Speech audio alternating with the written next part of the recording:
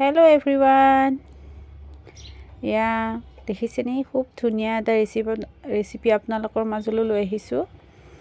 এয়া হেল্থিও আৰু টেষ্টিও হয়। এই ৰেচিপিটো ৰমজান মাহ বিশেষ বনাবলৈ লৈছোঁ। আপোনালোকে নিশ্চয়কৈ এবাৰ বনাই খাই চাব বুলি আশা থাকিলে। এয়া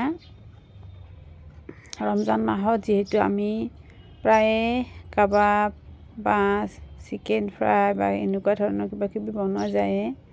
এইটো চিকেনৰ ফ্ৰাই নহয়, ৰোষ্টেড চিকেন হয়, মানে এয়াৰ ফ্ৰাইত বনাইছোঁ। আপোনালোকে এয়াৰ ফ্ৰাই নাথাকিলে কেৰাহীটো বনাব পাৰে, একদম কম তেলত তাত বহাই দি সেই ধৰণে বা কেৰাহীত বহাই দি পেলাই সেই ধৰণে বনাব পাৰে। ভিডিঅ'টো শেষলৈ চাব, তেতিয়া নিশ্চয়কৈ গম পাব। মই প্ৰথমতে ইয়াৰ মাংসখিনি মানে ব্ৰইলাৰৰ মাংস এইখিনি ভালদৰে ধুই লৈছোঁ। ইয়াত মই এতিয়া জিৰা, ধনিয়া গুড়ি চব আন্দাজমতে দিব। আপোনালোকে যিমানখিনি পৰিমাণৰ মাংস হয় সেই হিচাপত হ'ব। মই প্ৰায় 1 কিলোমান মাংস লৈছিলোঁ। এয়া মই চবতে ডাঙৰ চামুচেৰে এচামুচ এই ধৰণে জিৰা গুড়ি দিছোঁ আৰু অকণমান সৰহকৈ মানে কাশ্মীৰী মিৰ্চ দিছোঁ, জলকীয়া গুড়ি এইখিনি দি তাৰপিছত মই এতিয়া ইয়াত আকৌ ধনিয়া গুড়ি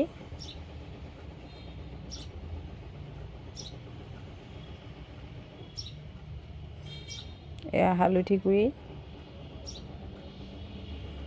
আপোনালোকে আন্দাজমতে গম পাবই যিহেতু কিমান পৰিমাণৰ লাগে। তথাপিও মই কৈছোঁ, মই এচামুচ পৰিমাণত দিছোঁ 1 কিলো মাংসত। নিমখটো আন্দাজমতে দিব।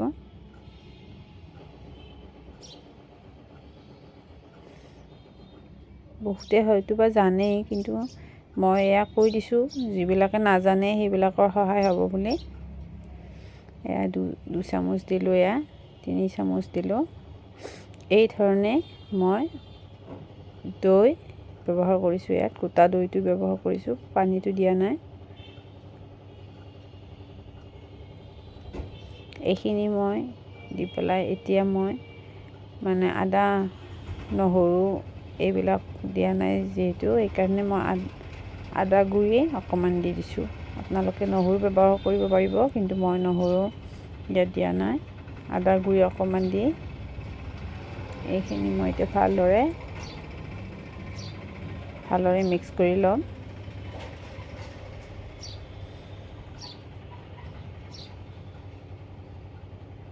তাৰপিছত মই এতিয়া আকৌ সৰিয়হৰ তেল দিব পাহৰিয়ে গৈছিলোঁ। এইখিনি অকণমান দি ভালদৰে মিহলাই কিছু সময়ৰ কাৰণে থৈ দিব লাগিব। এইখিনি মেৰিনেশ্যন কৰি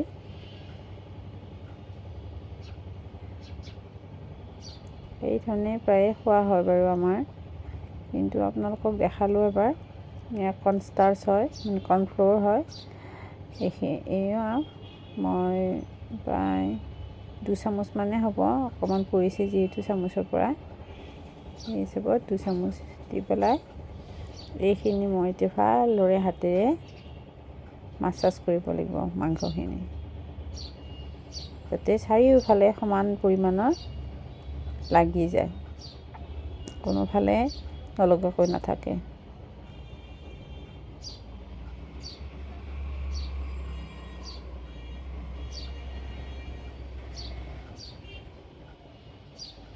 এইখিনি মই থৈ পেলাই ঢাকনি লগাই প্ৰায় 1 ঘণ্টা 1.5 ঘণ্টামান থৈ দিছিলোঁ। তাৰপিছত মই এয়াৰ ফ্ৰায়াৰত এইখিনি ধুনীয়াকৈ লৈ লৈছোঁ। মই ইয়াত তেল ব্যৱহাৰ কৰা নাই। আপোনালোকে যদি কেৰাহীটো দিয়ে তেনেহ'লে অকণমান তেল দি তলত লগাকৈ, আমি যেনেকৈ টাৱাত দিওঁ কিছুমান ফ্ৰাই বা একেবাৰে কাবাব বনাবৰ কাৰণে অকণমান তেল, সেই ধৰণে দি পেলাই কৰিব পাৰি, যাৰ এয়াৰ ফ্ৰায়াৰ নাই বা অভেন নাই।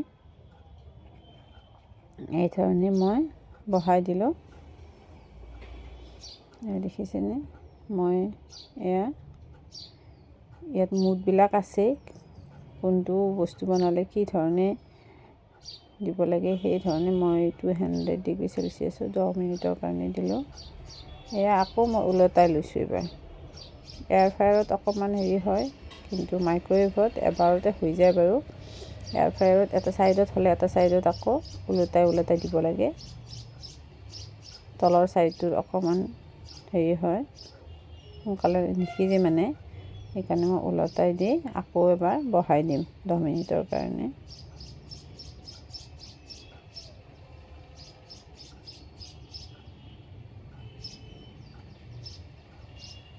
খুব সোনকালে হয় আৰু খুব সোৱাদৰ হয়। ইয়াত তেল ব্যৱহাৰ নকৰা স্বত্তেও খুব ধুনীয়া হয় মানে ইয়াত। আকৌ মই এইখিনি 10 মিনিটৰ কাৰণে দি পেলাই এতিয়া মই যিবিলাক ভেজ লৈছিলোঁ, ভেজবোৰ এতিয়া কাটিব ল'লোঁ। এইখিনি ভালদৰে ধুই লৈ ইয়াত মই ব্ৰকলি, কেৰট, পিচ মানে হ'ল ব্ৰকলি, গাজৰ আৰু মটৰ এইবোৰ লৈছোঁ।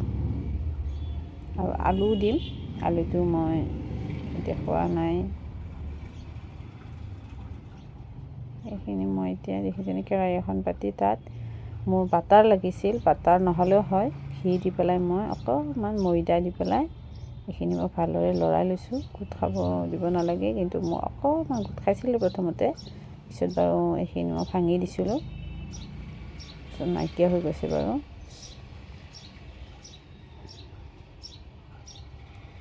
তাৰপিছত এইখিনি দি পেলাই মই ভালদৰে লৰাই সিজিব অকণমান গোটা হ'ব দিছোঁ।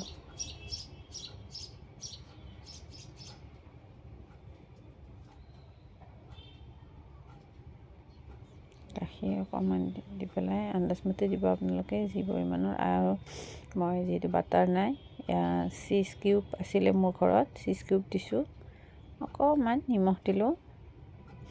চীজ কিউব নাথাকিলেও হ'ব, এইটো স্কিপ কৰিব পাৰিব, একো প্ৰব্লেম নাই। বাটাৰ থাকিলে বাটাৰ দিব, আৰু বাটাৰ নাথাকিলে ঘি বা যিকোনো হেৰি ব্যৱহাৰ কৰিব পাৰে। এয়া অৰেগানো ছিজনিং দিছোঁ, মানে পিজ্জাত যে ব্যৱহাৰ কৰে ছিজনিং, পিজ্জা ছিজনিং দিছোঁ। আৰু এয়া অকণমান চিলি ফ্লেক্স নাছিলে যিহেতু, মানে জলকীয়া গুড়িয়ে দি দিলোঁ ইয়াত। এইখিনি এতিয়া মই ভালদৰে লৰাই ল'ব লাগিব। লৰাই পেলাই হৈয়ে গ'ল। এতিয়া মই এখন প্লেটত ধুনীয়াকৈ উলিয়াই ল'লোঁ অকণমান। লৈ মই যিখিনি মানে ভেজ লৈছিলোঁ, আলু, গাজৰ, মটৰ আৰু ব্ৰকলি, সেইখিনিত মই অকণমান নিমখ ছটিয়াই আৰু অকণমান জালুকৰ গুড়ি ছটিয়াই এয়াৰ ফ্ৰায়াৰত হ'ব দিলোঁ। খুব ধুনীয়া হৈছিলে মানে খাই পেলাই। আপোনালোকে নিশ্চয়কৈ এবাৰ ৰমজান মাহত ইফতাৰৰ সময়তে হওক বা ইভিনিং টাইম স্নেক্সতো খাব পাৰে। আপোনালোকে বনাই নিশ্চয়কৈ খাই চাব, আৰু কেনেকুৱা লাগিলে প্লিজ এবাৰ কমেণ্টত জনাব। আৰু এই ধৰণৰ যদি ভিডিঅ' আপোনালোকক লাগে বুলি ভাবে, নিশ্চয়কৈ মোক অকণমান ছাপোৰ্ট কৰিব, লাইক কমেণ্ট কৰিব। ভিডিঅ'টো শেষলৈ চোৱাৰ বাবে অশেষ ধন্যবাদ।